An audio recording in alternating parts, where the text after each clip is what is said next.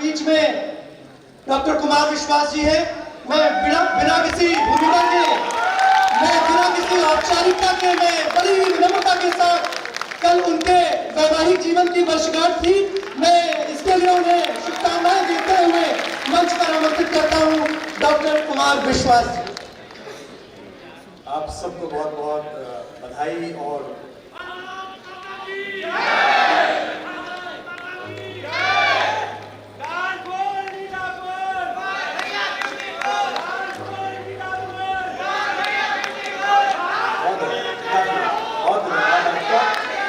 समय की सीमाएं मैं इस समारोह में मैं अपनी उपादेयता समझता हूँ। मेरी उपादेयता हर बार ब्रजेश भाई तय करते हैं। 2017 से वो मेरा इसी प्रकार से आर्थिक और भावनात्मक शोषण भी कर रहे हैं। एक आध बार तो मैंने प्रयास किया कि मैं यहाँ से बच जाऊं महाराज जी। मुझे लगा कहीं जहाँ दूसरी जगह ठीक ठाक सामान हो वहां जाऊं। तो उसमें फिर जब इनकी नहीं चलती तो ये महाराज जी का नाम ले देते कि महाराज जी आएंगे, देख लीजिए आप। तो मुझे लगता है कि महाराज जी का शासन है, सम्मान से बुलाने चले जाओ, वरना सम्मान से भी बुला ही सकते हैं।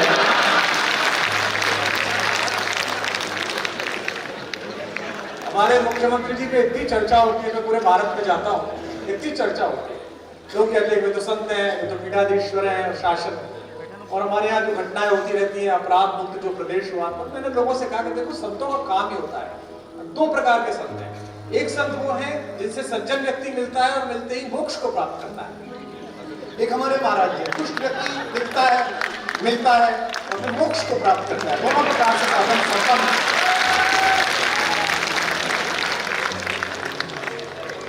और आवश्यक भी है, क्या करें, देश ऐसी स्थिति में आ गया है।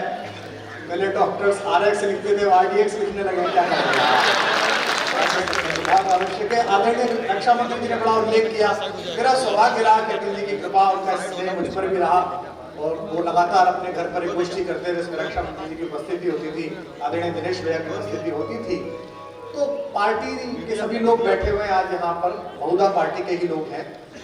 तो तीन प्रकार की पीढ़ियां पार्टी में आ गई। अटल जी की पीढ़ी थी जिसमें आदरणीय अडवाणी जी, जोशी जी, वो एक पीढ़ी थी। फिर आदरणीय रक्षा मंत्री जी की, प्रधानमंत्री जी की एक पीढ़ी आई। अब एक तीसरी पीढ़ी हमारे यशस्वी मुख्यमंत्री जी की, देवेंद्र फडणवीस जी की। तीन पीढ़ियां लगातार काम कर रही हैं और तीनों के दृष्टिकोण में अंतर है।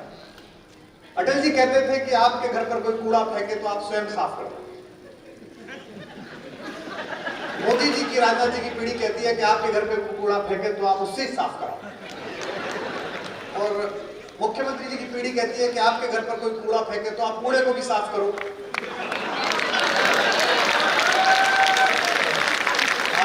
कम लोग समझे, इसके लिए मैं आपका आभार करता। समय की मर्यादा है, सीमा है। मैं केवल एक कविता सुनाऊंगा क्योंकि आदरणीय मुख्यमंत्री जी को जाना है और ये बहुत व्यस्तता उनके बीच में समय है। अटल जी जैसे लोग किसी देश में शताब्दी में, जैसा राजनाथ जी ने कहा, आदरणीय रक्षा मंत्री जी ने, कि पद बड़ा हो जाना महत्वपूर्ण नहीं है, कद बड़ा हो जाना महत्वपूर्ण है। और मैंने स्वयं देखा, हम लोग BA की पहली साल में पढ़ते थे। हमारे यहाँ के यशस्वी पत्रकार थे शिव कुमार गोयल जी, आदरणीय राजनाथ जी से परिचित थे। अटल जी उनके साथ वंदे मातरम में संपादक थे, वे सह संपादक रहे थे। हमने एक कवि सम्मेलन कराया, एक कार्यक्रम कराया, सृजन महोत्सव, और हमने उनसे कहा कि अटल जी को बुला दीजिए। अटल जी उस समय विपक्ष में थे, उस बार चुनाव नहीं जीत पाए थे, तो हमने बुलाने के लिए गए और वो आ गए। और हम उस कार्यक्रम को संपन्न करने के लिए कहीं से धन जुटा रहे थे। तो नगर के उद्योगपति जो साड़ी का काम करते थे, उस जमाने में हम उनसे 501 रुपया लेके आए। तो जो 501 जिसने दिया था उसने कहा कि मैं भाषण दूंगा। ये बड़ा संकट का काम था, लेकिन अब वो 501 दे रहा था तो भाषण दिलाना था। वो अटल जी का प्रशंसक था। वो खड़ा हुआ और उसने कहा, मैंने कहा तुम ज्यादा मत बोलना अंकल जी, थोड़ी देर बोलना। बोले बस मैं 2 लाइन पढ़ूंगा। और उसने खड़े होकर कहा कि आज अटल जी आए हैं, बस मैं ये 2 पंक्ति पढ़ना चाहता हूँ कि शहीदों की चिताओं पर लगेंगे हाथ बरस। अटल जी ने कहा, अटल जी बहुत ठाका मार के हंसे, लेकिन उस आदमी के संकोच को, जो पूरा मंच से घूर रहा था, उसने ठाके से दूर किया।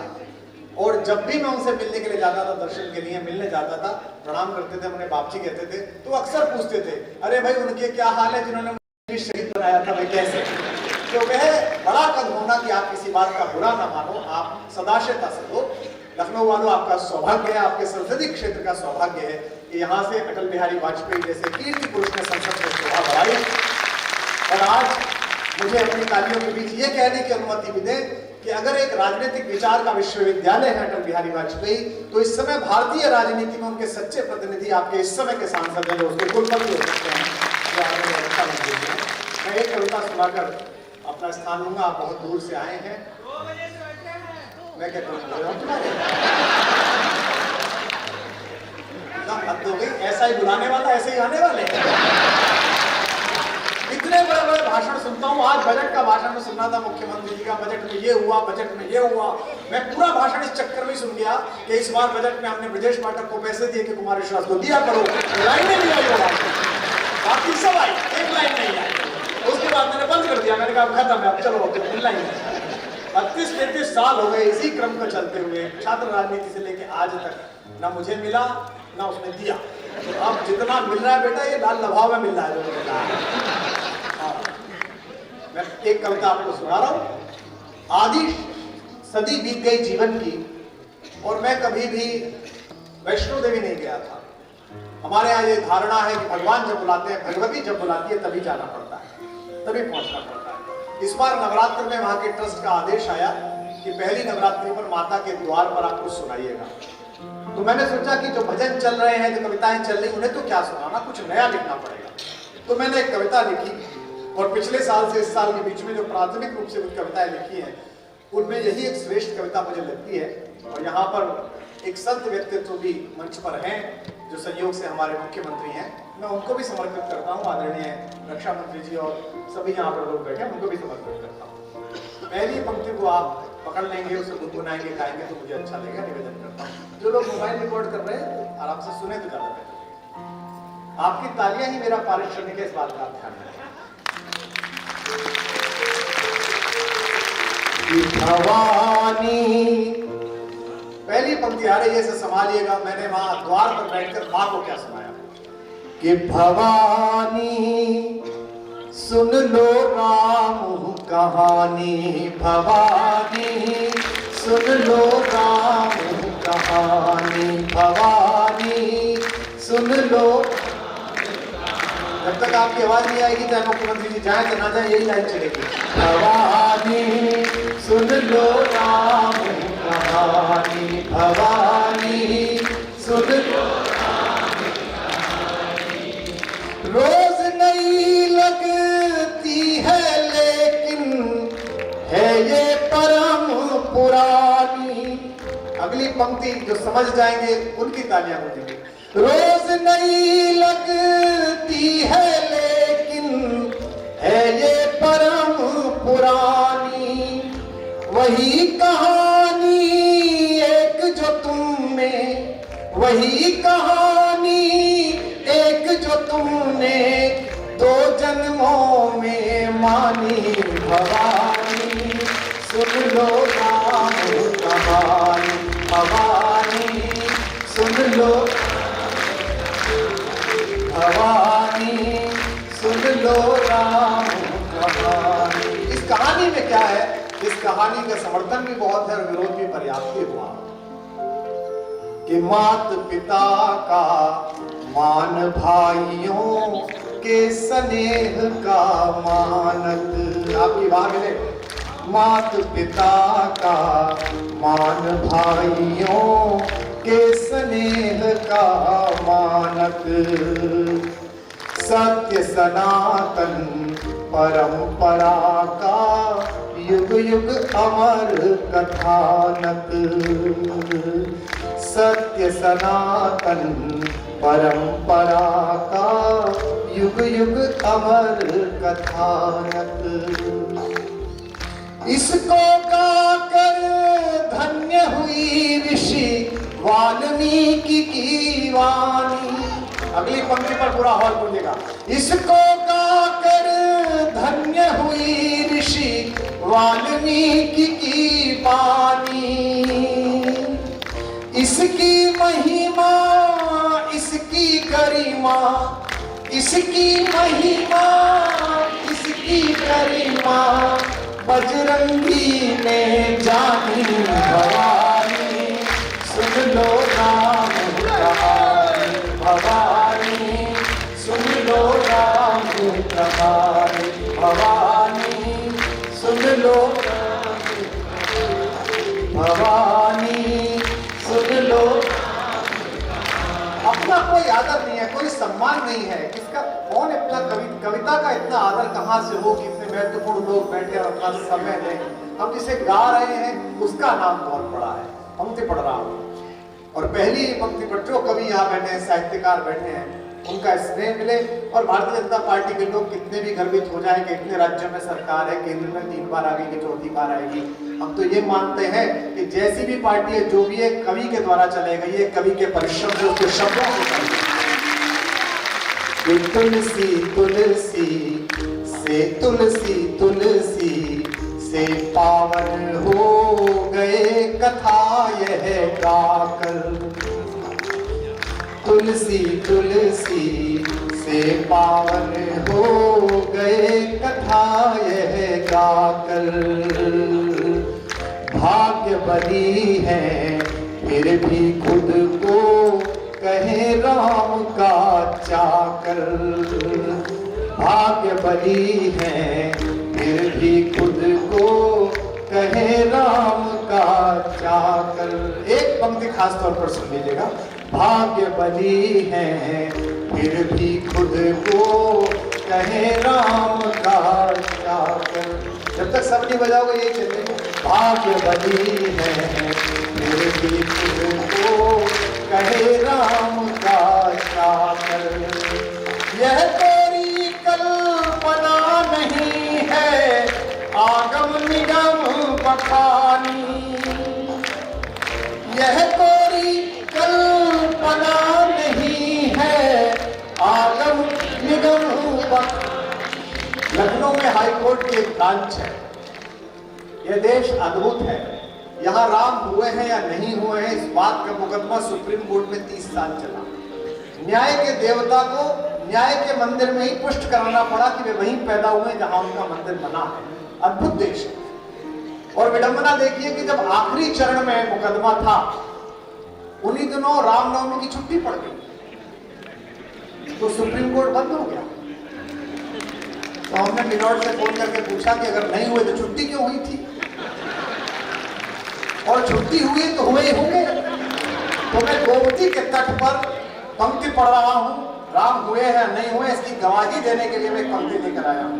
यह तेरी कल्पना नहीं है, आगम निगम बखानी। अगली पंक्ति का गवाह अच्छा लगे तो उसकी लहरों के समान तालियां उठती देखो।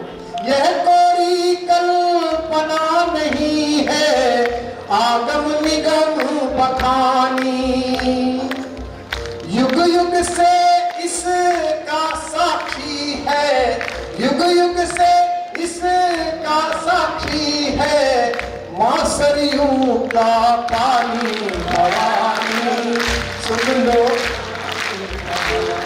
भवानी सुन लो, भवानी सुन लो। आपकी आवाज कम आ रही है, भवानी सुन लो, भवानी। अंतिम मन इस कविता का पढ़ रहा हूं कि वंचित वनवासी गिरिवासी। देखिए नया परिवर्तन होता है सोच में, संस्कार में। वर्षों से चली आई एक पद्धति बदलती है तो चीजें कसमसाती हैं। ये कसमसाहट का दौर है। यहाँ नए साल पर पहली बार ऐसा हो रहा है कि आगरा में जो एक कब्रिस्तान है सफेद रंग का, उसे देखने जाने की बजाय युवा ज्यादा मात्रा में आगरा तक की बजाय अयोध्या जी जा रहे हैं, वृंदावन जा रहे हैं। तो बदलने में देर लगेगी और तर्क का उत्तर दिया जा सकता है, कुतर्क का नहीं दिया जा सकता। जिनको लगता है कि धर्मनिरपेक्ष देश है, इसमें इतना राम क्यों, इतनी रामनवमी क्यों, धर्मनिरपेक्ष है तभी तो सब चल रहा है। अगर राम रिश्तेदार नहीं है, राम पूर्वज नहीं है, तो इतनी सारी क्रिसमस मन रही है, हम ही लोग मना रहे हैं। सेंटा क्लॉज कौन हमारे फूफा जी के, फिर भी मना रहे हैं। तो देश में सभी का हाल है, तब कह रहा हूँ, निवेदन करता हूँ कि भवानी सुन लो, भवानी। ऐसी कहानी है। वंचित वनवासी गिरिवासी जिसमें बने सहायक। वंचित, हमारे संजय निषाद जी बैठे हैं, कम हंसा करो। अभी वीडियो में हंसती है, कितना बुरा लगा है। लेकिन ये निषाद है, मुझसे जब भी मिलते हैं हाथ मिलाते हैं। मैं कहता हूँ भाई आपसे हाथ नहीं मिला सकता, आप हमारे बॉस के मित्र के घर से। हम तो सेवक लोग, हम लोग तो राम जी के चरणों की धूल के दास हैं। आपने तो उनसे भी वसूल करवा लिया। अगर इस सरकार में वसूल नहीं कर रहे हैं तो इसमें समस्या क्या है? राम जी की सरकार है तो निशान वसूल कर रहा है, उसमें क्या है? और मुझे ये पता नहीं था कि एक नाव पार कराने की इतनी बड़ी फीस देनी पड़ेगी कि एक आदमी को मंत्री बनाना पड़ेगा। बताइए। वंचित वनवासी गिरिवासी जिसमें बने सहायक। पंक्ति सुनिए। वंचित वनवासी गिरिवासी जिसमें बने सहायक। राम कृपा से ये सब भी हैं राम कथा के नायक। राम कृपा से ये सब भी हैं राम कथा के नायक। कितनी लंबी रेंज है। शबरी के वट के संग जिसमें है अगस्त विज्ञानी। अगली पंक्ति अपने बारे में कह रहा हूं। सरकारों को आदत हो गई है कि कवि को बुलाएं, साहित्यकार को बुलाएं तो इनकी प्रशंसा करें। राम इनकी वजह से नहीं है, ये राम की वजह से है। इतना बड़ा क्षेत्रफल है। और मैं तो जब से लखनऊ उतरा हूं तब से थोड़ा प्रसन्न हूं कि फेफड़े सांस ले पा रहे हैं, क्योंकि आदरणीय रक्षा मंत्री जी भी दिल्ली रहते हैं, हम भी दिल्ली रहते हैं। अब तो 3 दल की सरकार आ गई। आदरणीय नगर पालिका में भी आप ही हो, राज्य में भी आप ही हो, केंद्र में भी आप ही हो। डॉक्टर्स कह रहे हैं कि एक आदमी बाहर बैठ जाए तो 100 सिगरेट पी लेता है। इतनी अद्भुत हवा उपलब्ध कराइए। और पानी भी धीमे धीमे ऐसा होने जा रहा है जिसको पी ले तो आदमी 3 पैक शराब का काम बढ़ जाए। पूरी दुनिया से लोग बाहर बैठ के सांस लिया करेंगे और पानी पिया करेंगे। तो राम इतने विस्तृत है, इतने विस्तार है। मुझे लगता है कि राम का होने का मतलब है कि राम राज्य की स्थापना हो, जहाँ वायु शीतल हो, जहाँ जल शीतल हो, जहाँ आचरण शीतल हो, जहाँ व्यवहार शीतल हो। वंचित वनवासी गिरिवासी जिसमें बने सहायक। राम कृपा से ये सब भी हैं राम कथा के नायक। राम कृपा से ये सब भी हैं राम कथा के नायक। शबरी के वट के संग जिसमें है अगस्त विज्ञानी। अगली पंक्ति समाना। शबरी के वट के संग जिसमें है अगस्त विज्ञानी। उसी कहानी की इस युग में, उसी कहानी की इस युग में मुझे मिली अगवानी। भवानी सुन लो नाम कहानी। भवानी सुन, भवानी भवानी। रोज नई लगती है लेकिन है ये परम पुरानी। रोज नई लगती है लेकिन है ये इसकी महिमा, इसकी गरिमा, इसकी महिमा, इसकी गरिमा बजरंगी ने जानी। भवानी सुन लो, भवानी भवानी।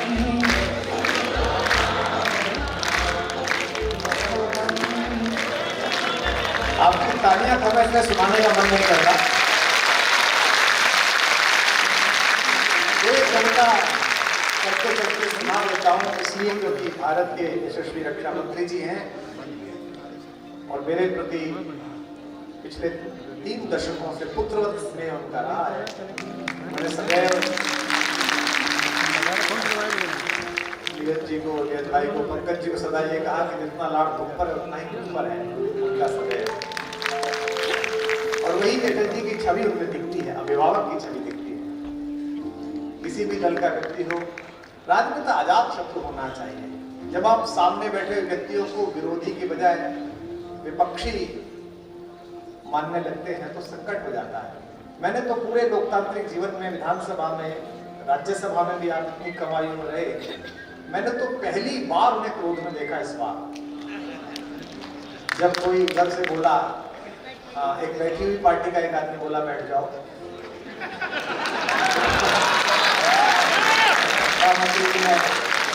रक्षा मंत्री जी के अंदर का सिंह जागा कौन बिठाया और पूरा सदन तालियों से गूंज उठा, एकदम आनंद हुआ। भारत जैसी या तुम सब कुछ करो, ये मैं जब खड़ा हुआ ना तो जिंदाबाद वगैरह मेरे जीवन के 7 साल बर्बाद हुए इसी इनके लिए क्या करो ना पाया। हमारे तो बात ताली कर दो, बहुत है, पर्याप्त है, आने हो जाएगा इसमें। केशव भैया आ गए हमारे, आइए केशव भैया आ गए, क्या बात है।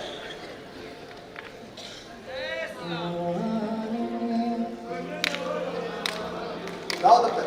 भवानी भवानी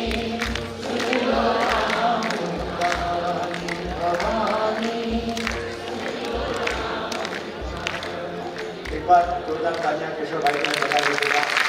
इतने वर्षों का, इतने पत्रकार आए हैं आदरणीय माननीय जी, ये बेचारे हर प्रोग्राम में ऐसे में आते हैं, ये संकेत पाने के लिए कि भाजपा में होगा क्या। उनकी ऐसी पत्रकारिता ध्वस्त की है कि इन्हें पता ही नहीं चलता कि होगा क्या। एक तो मुझसे कह रहा था भाई साहब आपको सब पता रहता है, मैंने क्यों? अच्छा वो मुझसे पूछ रहा था राष्ट्रीय अध्यक्ष कौन बनेगा, ये बनेंगे ये बनेंगे, मैंने कहा कोई नवीन ही आदमी आएगा। अभी मुझे बिना बोले भाई साहब आपको अंदाजा था, आपने बताया नहीं था मुझे। ये तो अद्भुत ही है, आपको सोने में सुबह पता ही नहीं होता क्या होगा, क्या होने वाला है। एक गीत में सुनाता हूँ जो कि माननीय रक्षा मंत्री जी बैठे हैं। भारत की सीमाएं देखिए, हम कितना भी गाली दे लें इस देश को और कितनी भी आलोचना कर ले किसी पार्टी की हो, 75-80 वर्षों में एक चीज जो हमने सुरक्षित रखी है, केवल एक आपातकाल के अंधड़ के अलावा इस देश ने लोकतंत्र को सुरक्षित रखा है। लोकतंत्र यहाँ पर मिलता है। हमारे आसपास का कोई देश पिछले 80 वर्षों में अपने लोकतंत्र को सुरक्षित नहीं कर पाया। जिनका टका हमारे बराबर पहुंचने वाला था रुपया, आज बांग्लादेश की हालत देखिए। पाकिस्तान वालों को तो खुद को पता नहीं आता कि सुबह कौन होगा, रात को आदमी सोता है उसे पता नहीं होता कि सुबह बचूंगा कि नहीं बचूंगा, क्या होगा। श्रीलंका में यही हाल हुआ, नेपाल में आपने देखा। लेकिन ये भारत है चूंकि इसकी लोकतंत्र की मर्यादा की जो रीढ़ है वो अटल बिहारी वाजपेयी जैसे तपेहूत साधुओं के द्वारा संतों को पता। भारतीय सेनाओं ने इस बीच जो पराक्रम दिखाया ऑपरेशन सिंदूर के समय, मैं उसको समर्पित एक कविता विशेष रूप से निवेदन कर रहा हूँ, क्योंकि रक्षा मंत्री जी यहाँ पर हैं, गृह मंत्री के नाते भी वो घूमते थे और आज भी मैं भारत में जहाँ भी रक्षा पद्धति के आगे सैनिकों को कविता सुनाने जाता हूँ, हर जगह उनका एक ना एक संस्मरण रक्षा मंत्री जी का होता है। अभी मैं जैसलमेर गया था BSF में, तो उन्होंने मुझसे कहा कि आपका कार्यक्रम हम ठाकुर साहब पॉइंट पे कराएंगे। मैंने उनसे पूछा कि ठाकुर साहब पॉइंट कौन सा है, तो देखा बहुत बड़ा सैंड ड्यून्स था, वहां उन्होंने सामने लगा रखा था। मैंने तो ठाकुर साहब पॉइंट क्यों कहते हो, तो उन्होंने कहा कि जब राज्य रक्षा मंत्री थे तो मुनामाओ वहां गए थे आप जैसलमेर के पास, और पल्ली पाड़ जो सिंध प्रांत का पाकिस्तान का जो वहां का रक्षा का अधिकारी था, उसने इधर फोन करके पूछा कि इतनी चहल पहल क्यों है, कौन आ रहा है, तो उन्होंने कहा शायर आ रहा है कुमार विश्वास। तो उन्होंने बात करा देना, तो मेरी उससे बात कराई, उन्होंने कहा इधर भी आ जाइए। तो मैंने कहा जैसे हालचाल चल रहे हैं, थोड़े दिन बाद आते जाते रहेंगे, चिंता मत करिए। क्योंकि अब देखो मैं इसलिए भरोसा करने लगा हूँ, ये जो मंच पर लोग बैठे भाजपा के, इनके बाकी एजेंडे तो निपट गए। 370 भी हो गया, राम मंदिर भी बन गया, अब 2-4 चीज ही बची हैं इनके। सिंधु नदी के आर पार पूरा भारत हो जाएगा, ऐसी चीजें बची हैं। और इन लोगों को जब भी आप देखें, जब ये कोई भी बात बोले करें तो उसका लंबा सोचा करो, तो आज कर रहे हैं कल कुछ होगा। अभी मैं आ रहा हूँ सीधा राजकोट से, द्वारिका से, तो वहां लोग बता रहे थे कि भी प्रधानमंत्री जी गए थे और स्कूबा डाइविंग करके नीचे द्वारिका के अवशेष देख के आए। तो पत्रकार मुझसे पूछ रहे थे क्यों गए होंगे कृष्ण जी का घर देखने। मैंने कहा बनवाने की सोच रहे होंगे, मन आ गए होंगे, हो सकता है वास्तु देखने गए हों तो कैसे कैसे बनवाना है। तो एक ही सुनाता हूं मैं, सीमा पर जो सिपाही लड़ता है वो केवल अपने हथियार से नहीं लड़ता, वो इस देश के 150 करोड़ लोगों की सद्भावनाओं, शुभकामनाओं और आश्वस्ति के सहारे लड़ता है। उनके भरोसे आपकी तालियां कमजोर कर रहे हैं।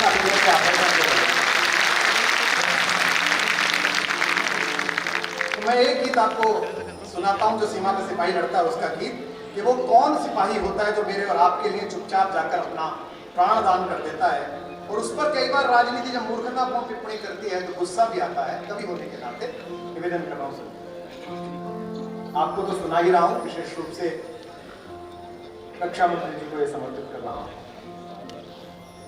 ये है नमन उनको कि जो इस देह को अमरत्व देकर, इस गीत को संभाले रहिएगा क्योंकि मैं इसे पूरा पढ़ कम पाता हूं, चला उठ जाता है। नमन उनको कि जो इस देह को अमरत्व देकर इस जगत में शौर्य की जीवित कहानी हो गए। अगली पंक्ति पर पूरा हॉल गूंजे, हमें लगे कि हम इस जाते हुए साल में अपने सैनिकों के लिए अपनी शुभकामनाएं भेज रहे हैं। ये है नमन उनको कि जो इस देह को अमरत्व देकर इस जगत में शौर्य की जीवित कहानी हो गए हैं। है नमन उनको कि जिनके सामने बौना हिमालय, है नमन उनको कि जिनके सामने बौना हिमालय, जो धरा पर गिर पड़े पर आसमानी हो गए। है नमन उनको कि जिनके सामने बौना हिमालय। जिस घर से वो लड़का जाता है, मेरे उत्तर प्रदेश के, मध्य प्रदेश के, पूरे भारत के घरों से उसकी माँ, उसके पिता, उसकी बहनों के लिए पंक्ति पढ़ रहा हूं। पिता जिसके रक्त ने उज्जवल किया कुल वंश माथा, माँ वही जो दूध से इस देश की रज तोल आई। बहन जिसने सावनों में भर लिया पतझड़ स्वयं ही। ये एक पंक्ति भगवती ने मुझे दी है, आपको अच्छी लगे तो बताना। मैं मेरठ कमिश्नरी से आता हूँ, हमारे यहाँ ऐसे गांव है सैदपुर जैसे, जहां हर घर से एक लड़का फौज में है, हर घर से एक लड़का फौज में है। हमारे यहाँ जब रक्षाबंधन आता है तो अभ्यास के आधार पर कई बहनें ऐसी होती हैं जो थाली में 3 राखियां रख लेती हैं, और फिर अचानक याद आता है कि एक राखी तो तिरंगा थामे सरहद पर छूट गई है, राखी तो अब 2 ही रह गई है। मैं उस बहन के लिए पंक्ति पढ़ूं तो आपकी आंखें भी छलछलाएं, आपके हाथ भी उठे। कि पिता जिसके रक्त ने उज्जवल किया कुल वंश माथा, माँ वही जो दूध से इस देश की रज तोल आई। बहन जिसने सावनों में भर लिया पतझड़ स्वयं ही, हाथ ना उलझे कलाई से जो राखी खोल लाई। बेटियां जो डोरियों में भी प्रभाती सुन रही थी। पुलवामा के बाद आजमगढ़ के एक लड़के का, एक सैनिक का शवदाह हमने देखा टीवी पर, जिसमें उसकी 6 साल की बच्ची अपने पिता के शव को सैल्यूट कर रही थी। मैं उस बिटिया का चित्र बना रहा हूं एक पंक्ति से, एक भी हाथ खामोश ना हो उस बिटिया को प्रणाम करने के लिए अपनी तालियों।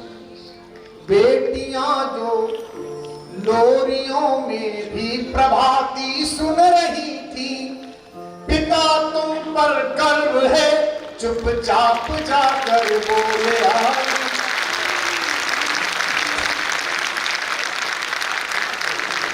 पिया जिसकी चूड़ियों में सितारे से टूटते थे, मांग का सिंदूर देकर जो उजाले मोल लाई। तो है नमन उस देहरी को जहां तुम खेले कन्हैया, है नमन उस देहरी को जहां तुम खेले कन्हैया। घर तुम्हारे परम तप की राजधानी हो गए हैं, है नमन उनको कि जिनके सामने होना हिमालय जो धरा पर गिर पड़े पर आसमानी हो गए हैं, है नमन उनको। एक बंद पढ़ रहा हूं मैं भारत का, विश्व जिसको मानता है।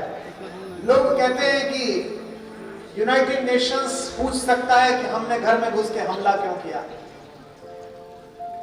और उसकी परिभाषाएं संस्थाओं में नहीं गढ़ी जाती। सीमा नहीं खींचा करती है कागज बनी लकीरों पर, ये घटती बढ़ती रहती है वीरों की शमशीर।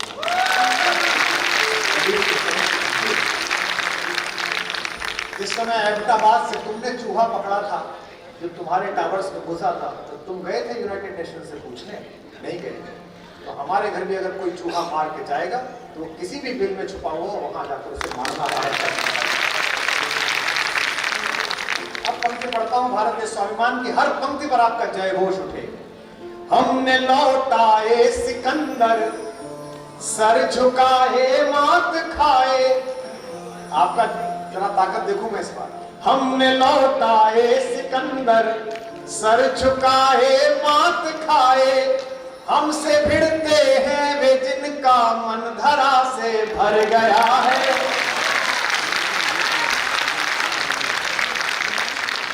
जय घोष थोड़ा कम था, अगली पंक्ति पर बताना। हमने लौटाए सिकंदर। जब पुलवामा में थोड़ा तनाव बढ़ा तो वहां की एक पूर्व विदेश मंत्री है, ईश्वर की कृपा से बहुत सुंदर है। उसने क्या है, मैंने अल्लाह के कारण बोली का, ईश्वर के कारण कहा। तो उन्होंने लिख दिया ट्विटर पर कि जंग हुई तो मैं भी लड़ने जाऊंगी, मेरे नाना जी भी फौज में थे। मैंने एक छोटी सी बात पूछी थी, उसमें नाराज हो गई। मैंने उनसे पूछा था आपके नाना जी ढाका में पोस्टेड तो नहीं थे? हमने लौटाए सिकंदर, सर झुकाए मात खाए। हमसे भिड़ते हैं वे जिनका मन धरा से भर गया है। और अगली पंक्ति पर रक्षा मंत्री जी को बताना कि देश क्या सोच रहा है। जो आप सोचते हैं वो इन्हें करना पड़ता है, इसलिए कह रहा हूं। नर्क में तुम पूछना अपने बुजुर्गों से कभी भी, उनके माथे पर हमारी ठोकरों का ही बयान है।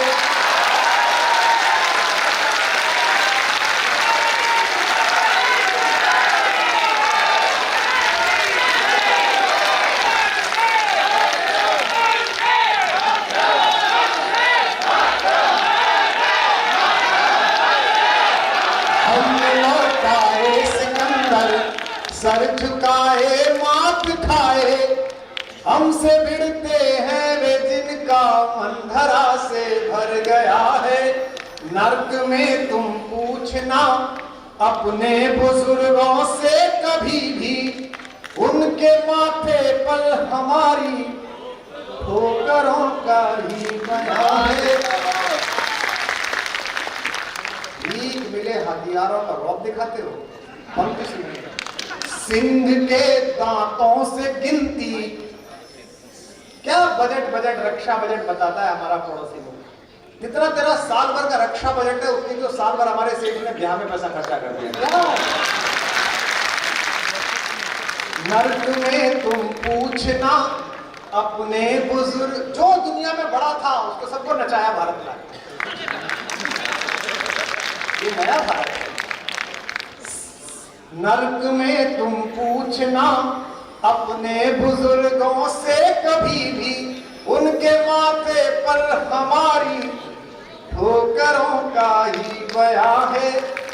सिंह के दांतों से गिनती सीखने वालों के आगे, शीश देने की कला में क्या अजब है, क्या नया है।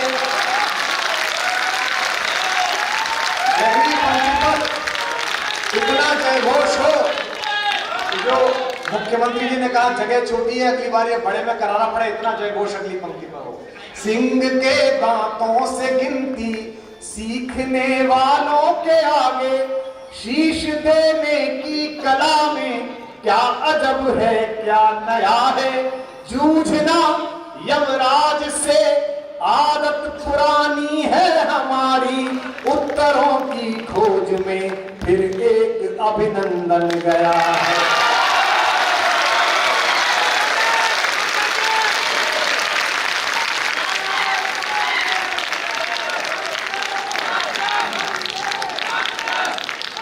है नमन उनको, है नमन उनको कि जिनकी अग्नि से हारा प्रभंजन।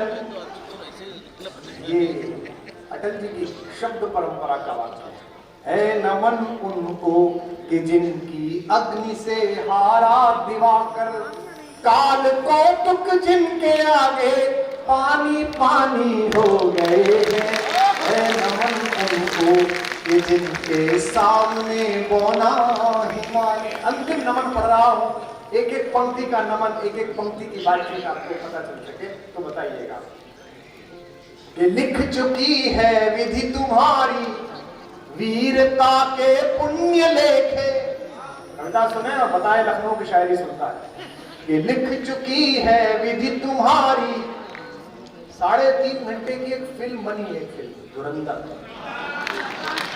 अच्छा भाई, फिल्म बनी है, देख लो या मत देखो, यही तो होगा भाई, फिल्म बनी है, देखो मत देखो। देखने वालों ने हल्ला नहीं मचाया, जिनको विरोध करना था भाई साहब ये तो प्रोपोगंडा है। किसके खिलाफ? अरे किसके खिलाफ प्रोपोगंडा है? पाकिस्तान के खिलाफ। तो ताली बजा। देश में कुछ लोगों को समझ में नहीं आती है, और ये लोग जो मंच पर बैठे हैं, जिस दल के अधिकांश हैं, ये इतने तेज लोग, ये हर 5 दिन बाद प्रतिपक्ष को एक होमवर्क देते हैं। अच्छा, वो उठा के ले जाते हैं।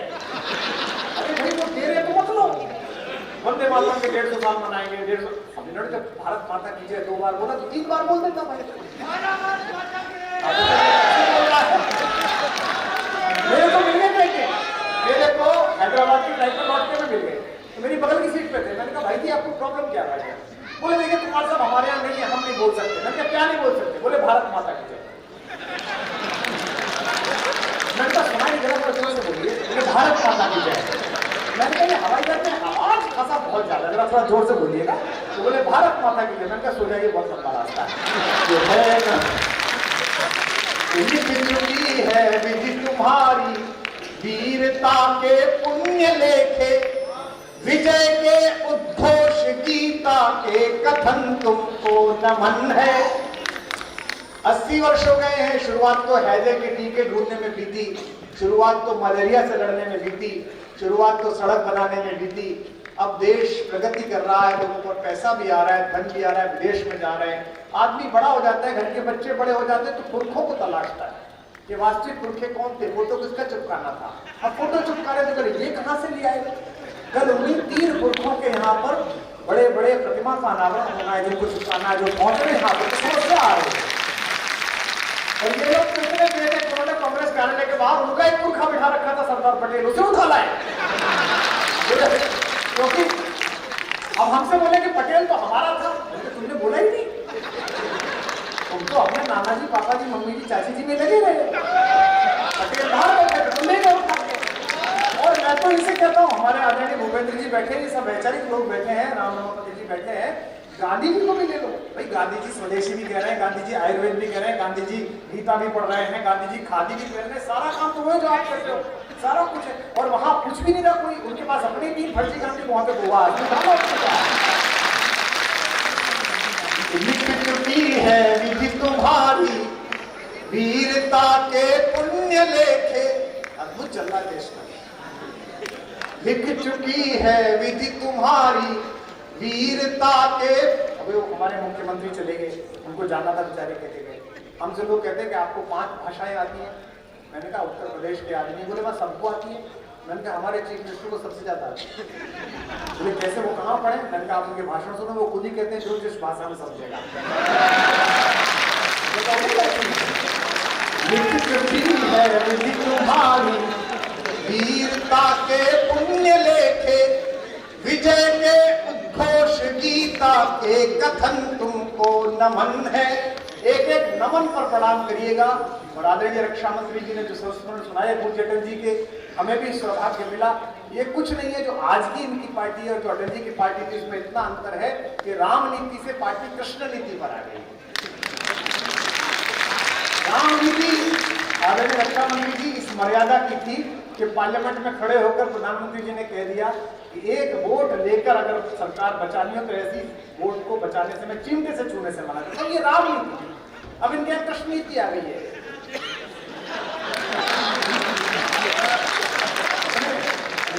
पसंद है ये है राम राज्य वाले, नाय कश्मीर वाले कोटे से है विधि तुम्हारी वीर। मैं पूरा प्रयास कर रहा हूं कि आज ऐसा कर जाऊं कि अगली बार से विदेश ना बुलाएं,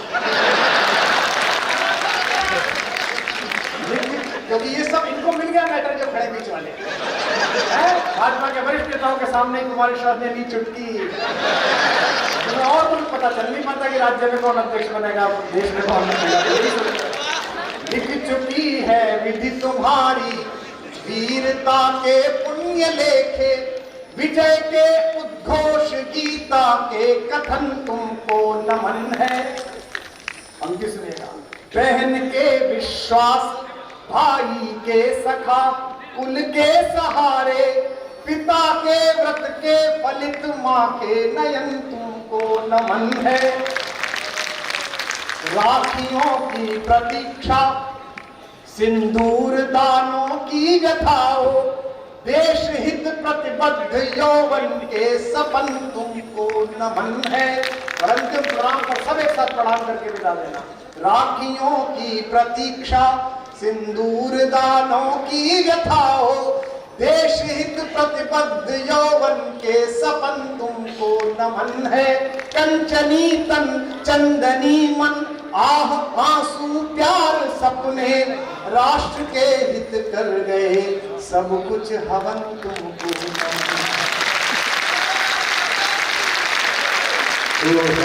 नमन तुमको। मृत्यु से अधिक अपवित्र कुछ नहीं और हिमालय से ऊंचा कुछ नहीं, लेकिन मैं उस शहीद, उस सैनिक के लिए इन दोनों को छोटा कर रहा हूं। हिंदी की कविता का एक छोटा सा विद्यार्थी, आपने स्नेह दिया इसके लिए आपका बहुत आभार। मंच के इतने महनीय लोगों ने कृपा की स्नेहवत, उनका बहुत आभार सुनेगा। कि है नमन उनको कि जिनको मृत्यु पाकर हुई पावन। मुझे कई बार लगता है कि शहीद जब ईश्वर के घर जाता होगा तो भगवान भी कहते होंगे कि हीरो आया है, आज उत्सव मना हुआ, बधाई बता रहे। है नमन उनको कि जिनको मृत्यु पाकर हुई पावन, काल कौतुक जिनके आगे, है नमन उनको कि जिनको, आप सब जुड़ जाना इस आखिरी पंक्ति पर, है नमन उनको कि जिनको मृत्यु पाकर हुई पावन, शिखर जिनके चरण छूकर और मानी हो गए हैं, है नमन उनको कि जिनके सामने बोना हिमालय, जो धरा पर गिर पड़े पर आसमानी हो गए हैं, है नमन उनको कि जिनके सामने बोना